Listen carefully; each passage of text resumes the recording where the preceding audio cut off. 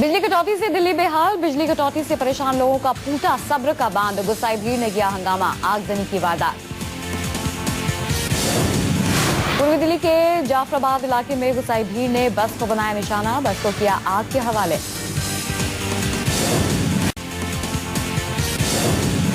पूर्वी दिल्ली के जाफराबाद इलाके में गुस्साई भीड़ ने बस को बनाया निशाना, बस को किया आग के हवाले।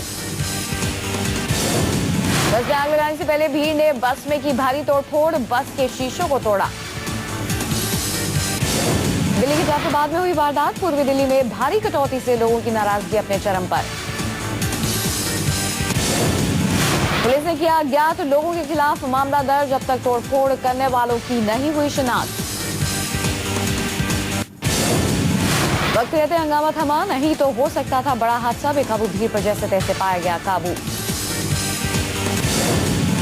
बाल बचे बस में सवार मुसाफिर, हंगामा देखकर वक्त पर बाहर निकले यात्री। भीड़ ने मुसाफिरों पर नहीं किया रहम। हंगामे में कई यात्रियों को आई चोटें। तोड़फोड़ के दौरान घायल हुए यात्री। गुस्साई भीड़ से बचने की गुहार लगाते रहे मुसाफिर। पूर्वी दिल्ली में जारी है भारी बिजली कटौती। 10-12 घंटे की कटौती से पूर्वी दिल्ली के इलाकों में आम जनता में भारी रोष। दिल्ली में बिजली को लेकर जारी है सियासत। आम आदमी पार्टी, कांग्रेस और बीजेपी बिजली कटौती का ठीकरा फोड़ रही है एक दूसरे के सिर।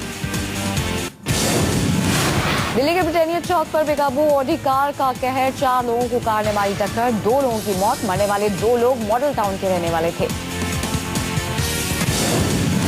आजादपुर से धौलाकुआं जा रही थी car. Indian oil petrol pump के पास हुआ हादसा। ड्राइवर था शराब के नशे में चूर। पुलिस जांच में जुटी। राजधानी में बदमाशों के हौसले बुलंद। चांदनी चौक इलाके की ज्वेलरी दुकान में बदमाशों ने बोला धावा। सराफा व्यापारी की गोली मारकर हत्या।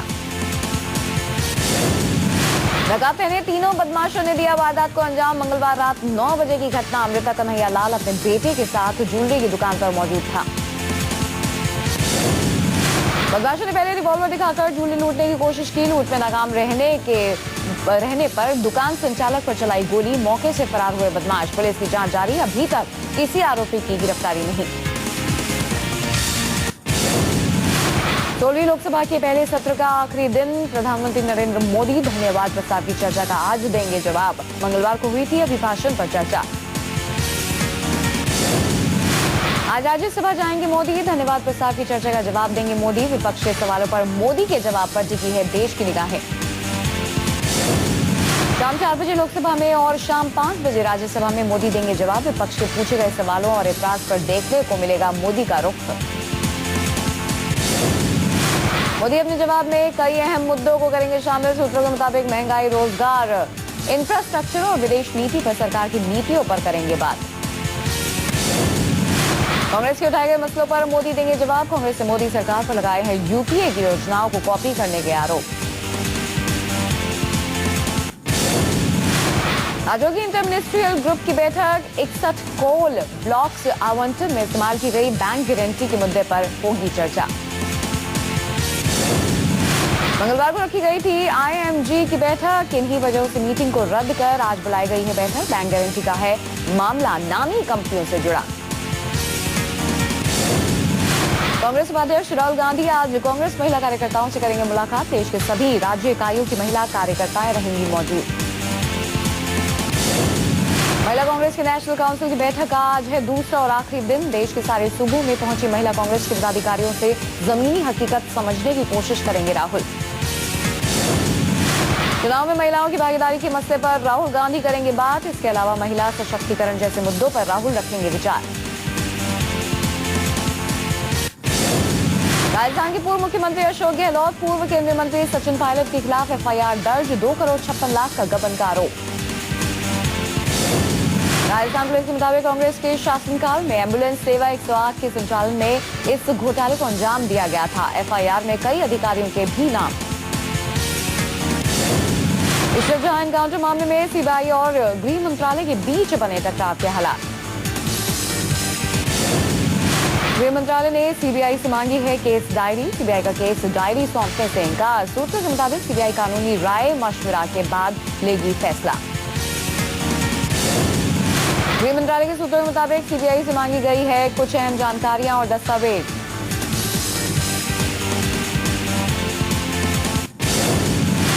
बदायूं गैंगरेप मामले में बड़ा खुलासा। पीड़ित परिवारों ने पुलिस पर लगाया रिश्वत देने का आरोप। मामले को दबाने के लिए पीड़िता परिवार पुलिस ने रिश्वत की पेशकश की थी। पीड़ित परिवार के मुताबिक मामले में खामोश रहने के एवज में बदायूं पुलिस के कुछ अधिकारियों ने परिवार को नोएडा, बरेली और लखनऊ में से किसी भी शहर में जमीन दिलवाने की बात कही थी। यही प्रशासन के आला अधिकारियों ने मामले को दबाने के लिए पीड़ित परिवार के एक सदस्य को सरकारी नौकरी देने का भी लालच दिया था। पीड़ित परिवारों ने यूपी सरकार और बदायूं प्रशासन को फिर से एक बार कटघरे में खड़ा कर दिया है। पीड़ित परिवार ने कहा कि उनका यूपी सरकार और प्रशासन पर नहीं है भरोसा। इलाहाबाद हाईकोर्ट में आज होगी बदायूं गैंगरेप और हत्याकांड मामले से जुड़ी जनहित याचिका की सुनवाई। अखिलेश सरकार करेगी जवाब दाखिल।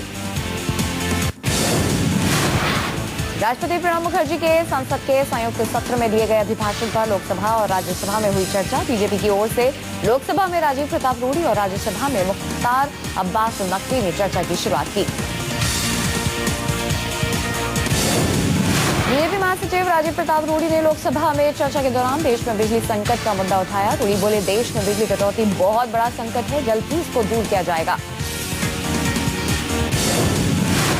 लोकसभा में कांग्रेस नेता मल्लिकार्जुन खड़गे ने मोदी सरकार पर बोला हमला। कहा, भले ही पांडवों की संख्या कम रही हो, लेकिन 100 कौरव मात्र नहीं दे पाए थे। राज्यसभा में बीजेपी उपाध्यक्ष मुख्तार अब्बास नकवी के चर्चा की शुरुआत करने से पहले बीएसपी सांसदों ने किया हंगामा। राज्यसभा को 10 मिनट के लिए किया गया स्थगित। मोदी सरकार के रोड मैप पर सरकार को घेरने के लिए विपक्षी दलों ने की तैयारी। सदन में कांग्रेस के टोका टोकी से संसदीय कार्य मंत्री वेंकैया नायडू नाराज। बोले, कांग्रेस ने हार के बाद भी नहीं लिया सबक। ऐसा लगता है वो नहीं, हम हारे हैं। प्रधानमंत्री नरेंद्र मोदी ने कैबिनेट की 4 स्टैंडिंग कमेटियां की भंग। सूत्रों के मुताबिक इनमें आधार कार्ड की समिति भी शामिल। मोदी सरकार ने economic affairs, parliamentary affairs, political affairs और सिक्योरिटी अफेयर्स की कैबिनेट कमेटी को किया भंग। बजट को लेकर सरगर्मियां तेज। वित्त मंत्री अरुण जेटली ने बैंकर्स से की चर्चा। अर्थशास्त्रियों से भी किया राय मशविरा।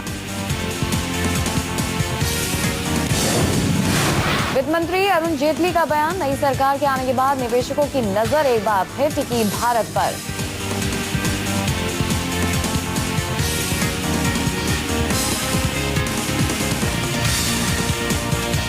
दिल्ली में बिजली कटौती पर केंद्र सरकार गंभीर। ऊर्जा राज्य मंत्री पीयूष गोयल ने दिल्ली के एलजी और बिजली विभाग के बड़े अधिकारियों की बुलाई बैठक। बिजली समस्या से निपटने पर मंथन। दिल्ली में बिजली संकट पर चली 2 घंटे की बैठक में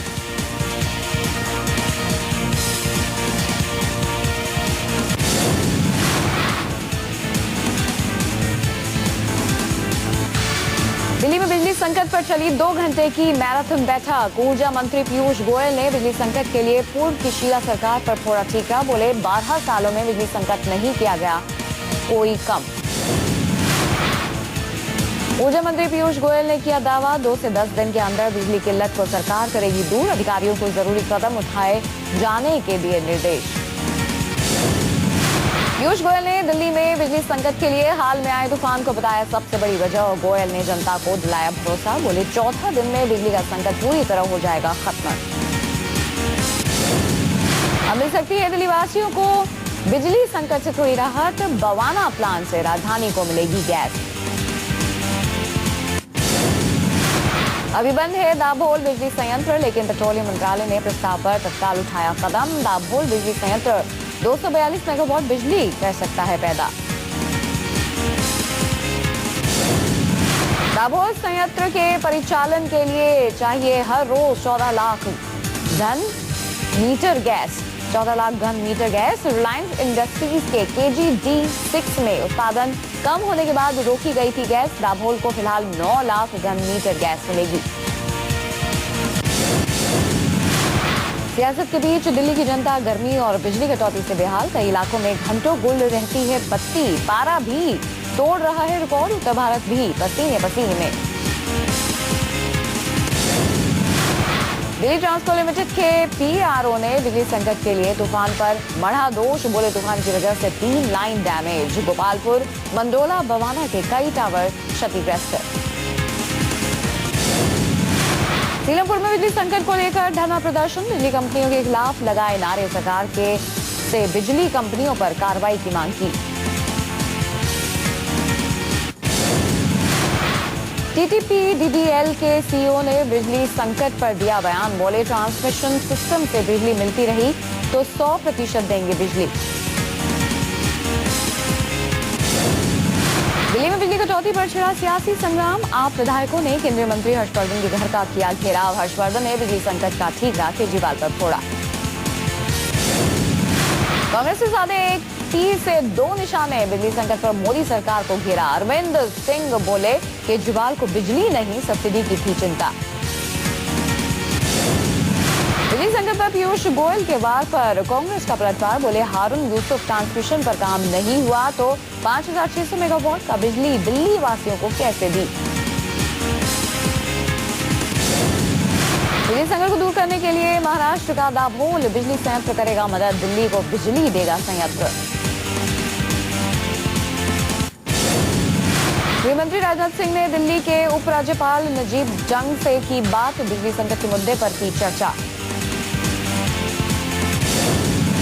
गंगा नदी में थूका तो हो सकती है 3 दिन की जेल। साथ ही देना पड़ सकता है 10,000 का जुर्माना। जल संसाधन मंत्रालय कानून बनाने पर कर रहा है विचार।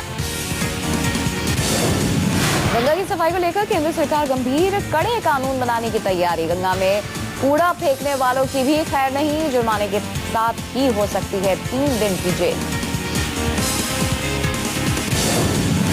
सूत्रों के हवाले से खबर। मोदी सरकार डीजल पर सब्सिडी खत्म करने पर कर रही है विचार। डीजल के 2 अलग अलग रेट तय करने की तैयारी।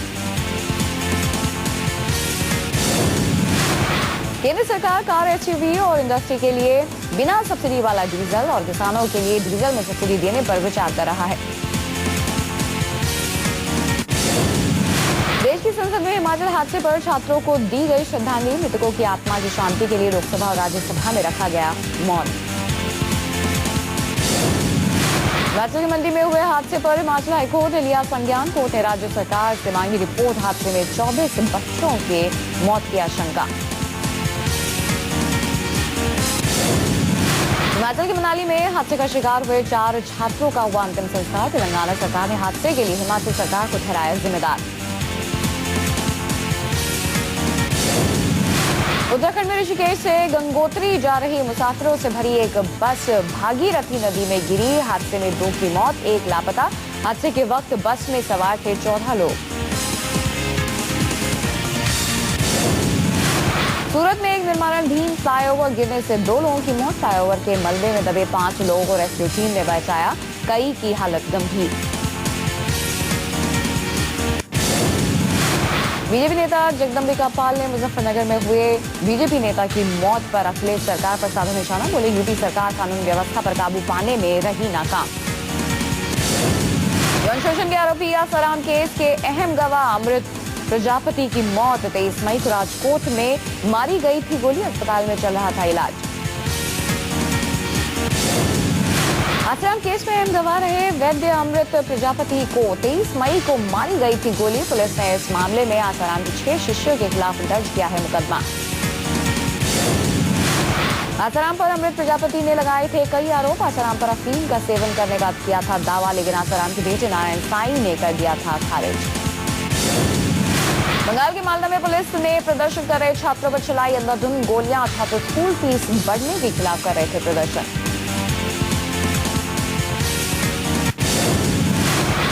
हल्द्वानी में 2 गुटों में झड़प। एक गुट ने दूसरे गुट पर किया तेजाब से हमला। 17 घायल, घायलों में 8 बच्चे भी शामिल। लंबे समय से चल रही थी साजिश।